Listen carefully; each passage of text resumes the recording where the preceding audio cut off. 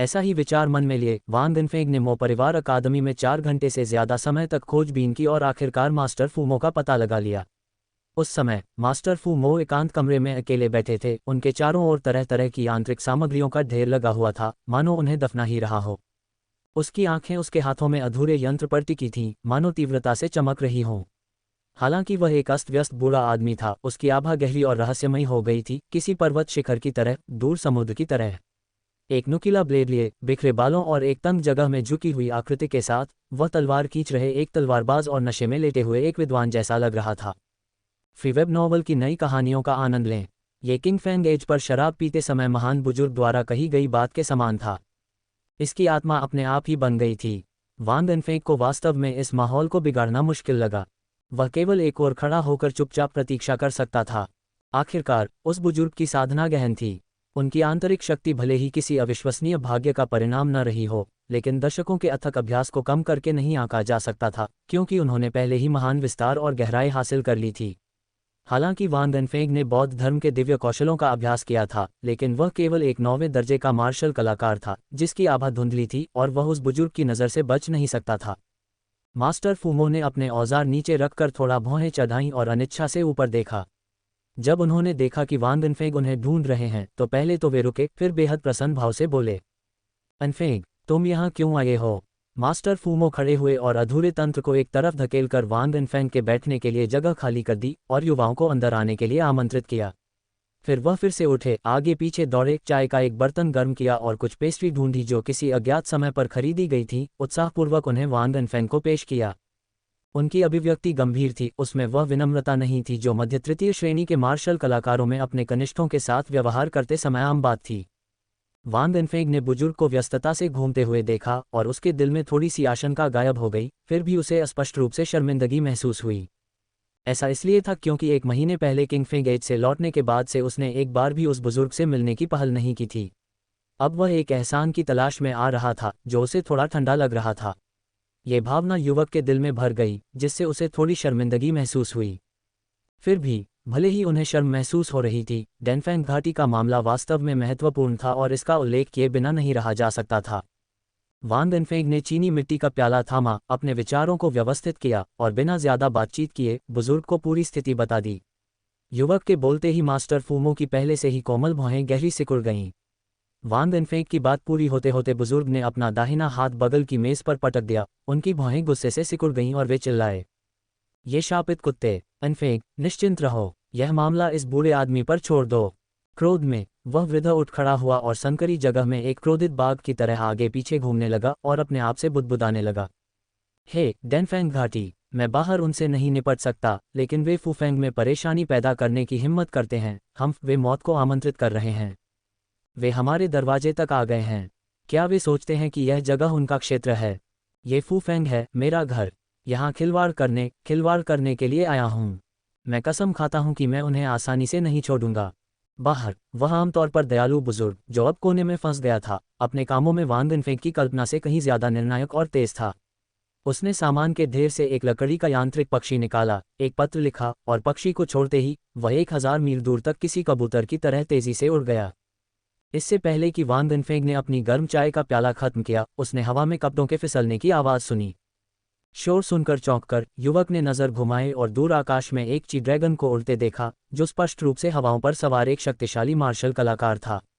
कुछ ही सांसों में वह आकृति अकादमी में उतरी, ची ड्रैगन विलीन हो गया और लाल ब्रोकेट पहने, कमर में हल्के सुनहरे रंग का बयान और हाथ में एक लंबी कृपाण लिए एक व्यक्ति शान से नीचे उतरा। उसके पहनावे को देखकर वह संभवतः महान किन राजवंश का कोई मार्शल कलाकार था। तभी जैसे ही बची हुई क्यूई शक्ति फीकी पड़ गई, उसने अपने कपड़े ठीक किए और अकादमी की ओर बढ़ चला। वान दिनफेंग ने भी उसके चेहरे की एक झलक देखी, एक चौकोर, कठोर चेहरा जो सम्मान का एहसास कराता था, क्रोधित नहीं, फिर भी प्रभावशाली। रेंजर की पोशाक पहने होने के बावजूद उसके दाहिने कंधे पर बाघ के सिर जैसा कवच था, जो उसे आम रेंजरों से अलग करता था। जैसे ही वह अंदर गया, मास्टर फूमो के बोलने से पहले ही उसने अपनी बात कह दी। मास्टर फू, क्या मामला इतना जरूरी था कि आपको एक यांत्रिक पक्षी संदेश भेजना पड़ा? बोलते हुए उस आदमी ने मास्टर फूमो को तिरछी नज़र से देखा, मुस्कुराया और कहा, बैकवर्ड। इसके अलावा हमारे घरों के बीच केवल 3 सड़कें ही हैं और आप खुद को थोड़ा सा भी हिलने के लिए तैयार नहीं कर सकते। फूमो ने अपने होंठ सिकोड़ लिए, उसके चेहरे पर तिरस्कार का भाव था। उस आदमी ने अभी बोलना समाप्त ही किया था कि उसकी नज़र वान देनफेंग पर पड़ी। उसे हल्का सा झटका लगा, इससे पहले कि बूढ़े व्यक्ति ने युवक की ओर इशारा किया और कहा, ये हमारे फूफेंग काउंटी के पुस्तक संरक्षक वान देनफेंग हैं। यह मैं नहीं हूं जो तुम्हें ढूंढ रहा हूं, ये वह है जिसने कुछ खोज लिया है। फिर उन्होंने वान देनफेंग को संबोधित किया, यह आदमी जू जियानान है जो कभी विधिशास्त्री स्कूल का विद्वान था। कुछ साल पहले उसने लोंगमेन परीक्षा उत्तीर्ण की और उसे मध्य तृतीय रैंक में पदोन्नत किया गया और अब वह फूफेंग काउंटी शहर में उप मुख्यबंदी है। जो भी हो, आप उसे सब कुछ बता सकते हैं। वान देनफेंग थोड़ा आश्चर्यचकित हुआ और सलामी देने के लिए आगे बढ़ा, लेकिन जू जियानान ने लापरवाही से अपना हाथ लहराया और एक उदासीन मुस्कान के साथ कहा, तो आप नक्षत्र रैंकिंग सूची से ज्ञात पुस्तकों के फूफेंग संरक्षक हैं। आज आपसे मिलकर मुझे सचमुच ऐसा लगा कि आप एक असाधारण प्रतिभा के धनी व्यक्ति हैं। कृपया अपनी समस्या के बारे में खुलकर बात करें। युवक ने उसके चेहरे पर छिपी घृणा को समझ लिया और समझ गया कि दूसरा उसे किसी बड़े से मदद मांगने वाले छात्रों में से एक समझ रहा है। उसने समझाने की जहमत नहीं उठाई, बल्कि जितना हो सके संक्षेप में बात करने का विकल्प चुना। उसने विस्तार से बताया कि उसे क्या मिला था, और जब उसने डेनफेंग घाटी का जिक्र किया तो जू जियानान का पहले से शांत चेहरा गंभीर हो गया। जब वान देनफेंग ने बोलना खत्म किया तो मुख्य गिरफ्तारकर्ता का चेहरा गहरे पानी की तरह उदास हो गया। एक पल की खामोशी के बाद उसने पूछा, क्या तुम्हें ठीक ठीक पता है कि वे किस सराय में ठहरे थे? वान देनफेंग ने अपना सिर हिलाते हुए माफ़ी मांगते हुए कहा, उस समय मुझे इस बात की चिंता थी कि कहीं वे मुझे पकड़ न लें, इसलिए मैंने सराय का नाम देखे बिना ही पुष्टि कर ली कि वह कौन सी सराय है। अगर मुझे स्थान बताना हो तो मैं यंग के लाइचाओ के पूर्व में कहूँगा। मेरे सामान्य कदमों की आधी गति से भी काम, ये लगभग 34 कदम दूर होगा। शायद कोई पुरानी सराय होगी। सीढ़ियाँ बहुत पुरानी हो चुकी थीं और उन पर चलने पर उनमें से चरमराहट की स्पष्ट आवाज़ें आती थीं। जू जियानान ने थोड़ा सिर हिलाया, मानो राहत महसूस की हो, और मुस्कुराते हुए वान देनफेंग की ओर देखा और कहा, आपने सही काम किया। मैं दुष्ट संप्रदायों के इन मार्शल कलाकारों से अच्छी तरह परिचित हूँ। उनके तरीके निर्दयी और बेईमान हैं। अगर आप इसमें शामिल हो जाते, भले ही आप उस व्यक्ति को हरा सकते थे, तो भी आपको संभवतः सरकारी कार्यालय के संरक्षण में रहना पड़ता जब तक कि यह मामला पूरी तरह से खत्म न हो जाए। अब आप भूल सकते हैं कि पहले क्या हुआ था और दिखावा कर सकते हैं कि आपने वास्तव में दुष्ट संप्रदाय के उस मार्शल कलाकार को छूकर निकल गए। वान देनफेंग ने सहजता से कहा, अगर मैं कुछ मदद कर सकता हूं तो। इससे पहले कि वह अपनी बात पूरी कर पाता, जू जियानान ने उसे स्पष्ट रूप से रोक दिया। नहीं, हमारा उद्देश्य आप जैसे बच्चों और ग्रेट किन के नागरिकों को खतरे में पड़ने से बचाना है। जब तक ग्रेट किन का दंड मंत्रालय कायम है, तब तक ये मामले आपकी चिंता का विषय नहीं होने चाहिए। उसकी आवाज़ रुक गई, मानो उसने कुछ सोचा हो। उसके चेहरे पर गहरे आक्रोश और दर्द के क्षणिक भाव उभर आए। हालांकि ये क्षणिक भावना इतनी जल्दी गायब हो गई कि मानो वह एक भ्रम हो। जू जियानान ने वान देनफेंग और अन्य लोगों को देखकर मुस्कुराते हुए कहा, किसी भी मामले में इसे हमारे ऊपर छोड़ दें। जैसे ही उसके शब्द समाप्त हुए, वह तेजी से बाहर की ओर बढ़ा। कुछ ही सांसों में वह उछलकर गायब हो गया। उसके साथ एक ची ड्रैगन की उड़ान भी सुनाई दी। PS प्रस्तुत है आज का पहला अपडेट। जिस दिन वान देनफेंग ने मास्टर फूमो से मुलाकात की थी और डेनफेंग घाटी की खबरें जू जियानान तक पहुंचाई थीं, तब से 4-5 दिन बीत चुके थे। वान देनफेंग अपनी सैन्य सीमाओं से वाकिफ थे और डेनफेंग घाटी से जुड़े मामलों में सक्रिय रूप से शामिल नहीं हुए थे। और फूफेंग काउंटी शहर का माहौल उतना तनावपूर्ण नहीं हुआ था जितना उन्होंने उम्मीद की थी। दुष्ट संप्रदाय के मामले पानी में प्रवेश करने वाली मछली की तरह थे। हालांकि मछली बड़ी हो सकती थी, लेकिन ये पूरी नदी के प्रवाह को प्रभावित करने के लिए पर्याप्त नहीं थी। जैसे जैसे दिन बीतते गए, युवक के दिल में धीरे धीरे स्थिरता की भावना लौट आई और उसका जीवन धीरे धीरे दैनिक मार्शल आर्ट प्रशिक्षण और अध्ययन की कोमल लय में वापस आ गया। जैसे जैसे पतझड़ गहराता गया, पूरा अकादमी और काउंटी शहर आने वाली छुट्टियों के उत्सवी माहौल में डूब गया। सामान्य दिनचर्या में छिपा उत्सव का आनंदमय माहौल जैसे जैसे दिन बीतते गए और भी गहराता गया और लोगों की मुस्कुराहटों और शुभकामनाओं के जीवंत आदान प्रदान में झलकने लगा। द बुक ऑफ राइट्स में कहा गया है, सम्राट वसंत की सुबह और शरद की शाम को चंद्रमा को बलि चढ़ाता है। सदियों पहले ये केवल एक उत्सव था जहां सम्राट चंद्र देवी की पूजा करते थे।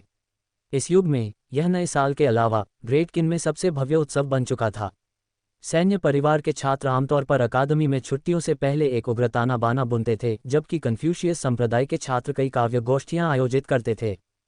चांदनी रात में नौक विहार, बढ़िया मदिरा और प्यारी संगति। इस समय साहित्य और मार्शल आर्ट स्पष्ट रूप से अलग थे। वान देनफेंग से आगे मुलायम गिरे हुए पत्तों पर कन्फ्यूशियस संप्रदाय के छात्र आगामी काव्य सभाओं के लिए चांदी इकट्ठा करने में व्यस्त थे। उन्होंने पिछले काव्य सभाओं की उत्कृष्ट पंक्तियों और आदि ऋषियों के प्रसिद्ध उद्धरणों को बड़ी सावधानी से पत्र पत्र पर उकेरा, उनकी कीमतें थोड़ी बढ़ा दी और उन्हें छात्रों और निवासियों को बेच दिया। इसके अलावा इस दौरान सामान्यतः कठोर कन्फ्यूशियस संप्रदाय के छात्र, जो संतों की शिक्षाओं का कड़ाई से पालन करते थे, थोड़ा ढीले पड़ गए और कुछ छोटी मोटी खामियों का फायदा उठाया। उदाहरण के लिए, सभी शारीरिक कार्य युवा छात्रों द्वारा किए जाते थे, जबकि कविताओं की नकल 15-16 साल की आकर्षक युवतियों द्वारा की जाती थी। उनकी लिखावट साफ सुथरी, बिल्कुल उन लड़कियों की तरह ही शुद्ध थी, और बसंत ऋतु के आरंभ में तैयार किया गया कागज फूलों की सुगंध और रंगों से सराबोर था। जब हंस पीले वस्त्र पहने ये लड़कियां ऐसी कविताएं हाथ में लेकर आपको स्पष्ट, हिरनी जैसी आंखों से देखती थीं, तो सैन्य परिवार के सबसे मजबूत योद्धा भी घुटने टेक देते थे, मानो उन्हें जहर दे दिया गया हो। उनके चेहरे लाल हो जाते थे और वे स्वेच्छा से अपनी चांदी, जो अत्यधिक शराब पीने के कारण पतली हो गई थी, निकालकर सौंप देते थे। इसके समर्थन में सबूत मौजूद थे। यदि कोई उनकी आलोचना करता तो ये छात्र पुराने गुरु की यह उक्ति उद्धृत करते, भोजन और सेक्स मानव स्वभाव हैं, या मैंने आज तक किसी ऐसे व्यक्ति को नहीं देखा जो सद्गुण को सुंदरता जितना ही प्यार करता हो, और यह स्वीकार करते कि यदि पुराने गुरुओं ने इसे स्वीकार किया है तो वे इससे कैसे दूर रह सकते हैं। कन्फ्यूशियस संप्रदाय के छात्र सज्जनों के प्राचीन संस्कारों का पालन करते थे, लेकिन ये संस्कार मानवीय भावनाओं और इच्छाओं को नहीं तोड़ते थे। सज्जन बनने की पूर्व शर्त अभी भी मानव होना था। अत्यधिक गलत व्याख्या किसी को कट्टरपंथी रास्ते पर ले जाएगी। वह बुराई का मार्ग था। एक साहसी लड़की दौड़कर आए और वान गन्फेंग को कविताओं का एक संग्रह थमा दिया। युवक क्षण भर के लिए स्तब्ध रह गया, सहज ही उसे पकड़ लिया, एक पल के लिए झिझका और फिर पैसे देने को तैयार हो गया। लेकिन लड़की ने सिर हिलाकर संकेत दिया कि उसका पैसे लेने का कोई इरादा नहीं है। उसकी आंखें, हल्के लाल गाल, हल्के से कटा हुआ निचला होंठ और उसकी आंखों में झिलमिलाती रोशनी हजारों अनकही भावनाओं को समेटे हुए प्रतीत हो रही थी। तभी वान गन्फेंग के पीछे से एक तेज सीटी की आवाज आई और एक काली परछाई तेज रफ्तार से उसकी ओर बढ़ी। वान गन्फेंग ने अपने बाएं हाथ में कुछ पकड़ा हुआ था और क्यूई तंत्र से प्रभावित होकर सहज ही अपना दाहिना हाथ उठाया और हल्के से उस वस्तु को पकड़ लिया। प्रबल क्यूई का तीखा बल मानो तलवार की धार से उसकी उंगलियों को चीर रहा हो, जिससे हल्का दर्द हो रहा था। अपनी नज़रें गड़ाकर उसने देखा कि यह चांदी का एक टुकड़ा था, जिसे एक अनोखे तरीके से और काफी जोर से दागा गया था। हालांकि वान गन्फेंग ने उसे पकड़ लिया था, फिर भी लिपटी हुई हवा अपनी मूल दिशा में आगे चल रही थी और आगे खड़ी लड़की के कंधे को छू रही थी। एक जानी पहचानी आवाज गूंजी, छोटी बहन, कृपया इसे स्वीकार करें। जू जियानान भुगतान से बचने वाला व्यक्ति नहीं है। इस तरह की पत्थरबाजी, जो तीर चलाने जैसी थी, 9वीं श्रेणी के मार्शल आर्टिस्ट से नीचे कोई नहीं कर सकता था। लड़की आवाज सुनकर चौंक गई और डरी हुई खरगोश की तरह मुड़कर भाग गई। कविताओं की किताब पकड़े वान गन्फेंग ने लड़की को डर के मारे जाते देखा और एक पल के लिए थोड़ा उलझन में पड़ गया। अभी क्या हुआ था? पीछे मुड़कर उसने सड़क के उस पार 3 परिचित आकृतियां देखीं। वहां सैन्य परिवार का एक युवक काले रंग के आकर्षक परिधान पहने हुए था, एक सुंदर कुलीन कुल का युवक सफेद वस्त्र पहने हुए था और एक लड़की लाल रंग के वस्त्र पहने हुए थी। हालांकि उसके चेहरे के भाव किसी आम महानकिन लड़की जैसे कोमल नहीं थे, फिर भी उनमें एक आकर्षक आभा थी। वह तेजी से आगे बढ़ी, वान गन्फेंग के हाथों से चांदी छीन ली और उसकी ओर देखते हुए बोली, जू जियानान, आप सचमुच लोकप्रिय हैं। वान गन्फेंग हक्का बक्का रह गया। उसने अपने हाथों में रखे कविता संग्रह पर नजर डाली और फिर तोबा यू द्वारा छीनी गई चांदी पर और अजीब तरह से कहा, मिस तोबा, मैंने अभी तक इस कविता संग्रह के लिए भुगतान नहीं किया है। तोबा यू के चेहरे पर एक अजीब सा भाव उभर आया और उसके अंदर धोखे का गुस्सा उमड़ आया। उसने सामने खड़े युवक की तरफ देखा, उसकी आंखों में ईमानदारी देखी और उसे एहसास हुआ कि शायद उसने जो कहा था उसका मतलब भी वही था। उसके दिल में एक भारीपन सा छा गया। उसने हताशा में अपने होंठ काटे, जू किनशून की ओर देखने के लिए मुड़ी, जो एक आदमी के रूप में प्रच्छन्न थी, लेकिन उसके चेहरे पर चिंता का कोई संकेत नहीं देखा और तब भी वह शांत दिखाई दी जब उसने तोबा यू की निगाहें देखी और यहाँ तक कि थोड़ा मुस्कुराई भी। जब वह मुस्कुराती है तो वह सुंदर लगती है। नहीं, ये सही नहीं है। तोबा यू ने उठे अजीब विचारों को दबाने के लिए अपना सिर हिलाया। उसके अंदर असहायता और निराशा की भावनाएं पैदा हो गईं। इतनी सारी चिंता व्यर्थ है। क्या ये दोनों मूर्ख हैं? फ्रीवेब नॉवल पर अनन्य कहानियां खोजें। उस समय बोलना असुविधाजनक था, इसलिए तोबा यू ने अपनी अच्छी दोस्त की ओर देखा और अपनी आंखों से जितना स्पष्ट हो सके संकेत दिया। देखो, कन्फ्यूशियस संप्रदाय की वह युवती स्पष्टतः बुरी नियत वाली है और वह तुम्हें चुराने की योजना बना रही है। मेरे गृहनगर की रीति रिवाजों के अनुसार अब आपको अपना स्वामित्व घोषित करना चाहिए। जू किनशून के चेहरे के भाव धीरे धीरे गंभीर होते गए। जैसे ही तोबा यू ने राहत की सांस ली, उसने देखा कि उसके सामने खड़ी लड़की, जो पुरुषों के कपड़े पहने होने के बावजूद अभी भी बेहद खूबसूरत लग रही थी, अपने हाथ में जेड बोन फोल्डिंग फैन को बंद करके उसे ऊपर उठा रही थी और सीधे अपने चेहरे को थाम रही थी। उसकी उंगलियां थोड़ी ठंडी थीं और भले ही वह जानती थी कि उसके सामने वाली लड़की एक जवान औरत है, तोबा यू का दिल तेजी से धड़कने लगा। तुम क्या कर रहे हो?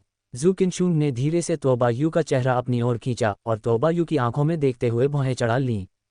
उस चेहरे को गौर से देखते ही तोबा यू के गाल अनायास ही लाल हो गए और उसी पल जू किनशुंग के गाल थोड़े फूल गए जब उसने धीरे से उसकी आंखों में फूंका, जिससे तोबा यू का चेहरा तुरंत गहरा लाल हो गया।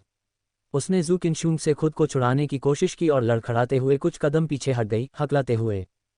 तुम क्या कर रहे हो? जू किनशुंग ने थोड़ी उत्सुकता से स्वाभाविक रूप से कहा। यूं, क्या तुम्हारी आंखों में रेत नहीं चली गई? मैं तो बस उसे बुझा रहा था। जब भी अतीत में मेरी आंखों में रेत चली जाती थी, मेरी दादी भी मेरे साथ ऐसा ही करती थीं। क्या ये कुछ बेहतर महसूस हो रहा है? तोबा यू को अपने दिल में रुकावट महसूस हुई और अचानक वह शक्तिहीन हो गई। मैं dot dot dot dot dot dot dot dot dot dot dot dot. कुछ समय बाद जू किनशुंग और वांग इनफेंग कविता संग्रह के पैसे चुकाने गए और तोबा यू के लिए माफ़ी भी मांगी। वह सीमाओं के बाहर के कबीले से थी, उसके रीति रिवाज महानकिन से काफ़ी भिन्न थे और वह अधिक सीधी थी, लेकिन उसका इरादा किसी को नुकसान पहुंचाने का नहीं था। तोबा यू और बेली फैंग पीछे इंतजार कर रहे थे। तोबा यू ने उस युवक और युवती को साथ साथ चलते हुए देखकर अपने बूट की नोक से ज़मीन पर हल्के से लात मारी। उसे वह घटना याद आ गई और उसके अंदर एक ज़बरदस्त बेबसी का एहसास हुआ। उसने अपने बगल में खड़े मार्शल परिवार के युवक को हल्के से लात मारी और बुदबुदाए। बेली मूर्ख, वह इतनी मूर्ख क्यों है? वह तो ये भी नहीं जानती कि पल का लाभ कैसे उठाया जाए। या शायद उसने खुद पर ध्यान नहीं दिया। अफसोस, केवल इसलिए कि मैं इस पहाड़ के अंदर हूँ। वाक्यांश दृश्यों के लिए काफ़ी उपयुक्त लगता है, लेकिन ये भावनाओं पर लागू होने पर भी सही लगता है। ये कहते हुए उसके मन में एक और विचार आया। क्या ऐसा हो सकता है कि इन दोनों के बीच सचमुच कुछ भी अनुचित न हो? लेकिन एक पल में ही तोबा यू ने इस विचार को अपने दिमाग से निकाल दिया।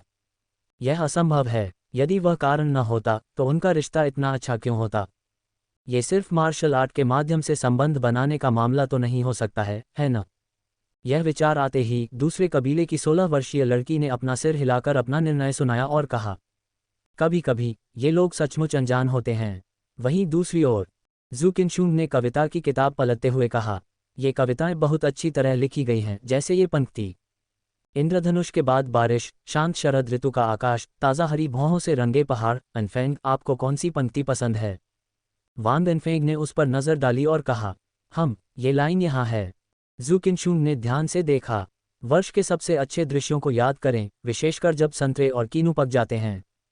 लड़की ने मानो समझकर कविता की किताब बंद कर दी। एक क्षण सोचा, फिर मुस्कुराकर पीछे मुड़ी और सुझाव दिया, तो फिर इनफेंग, क्यों न हम आज बाजार जाकर कुछ कीनू खरीदें? कुछ अच्छा नया स्टॉक होना चाहिए।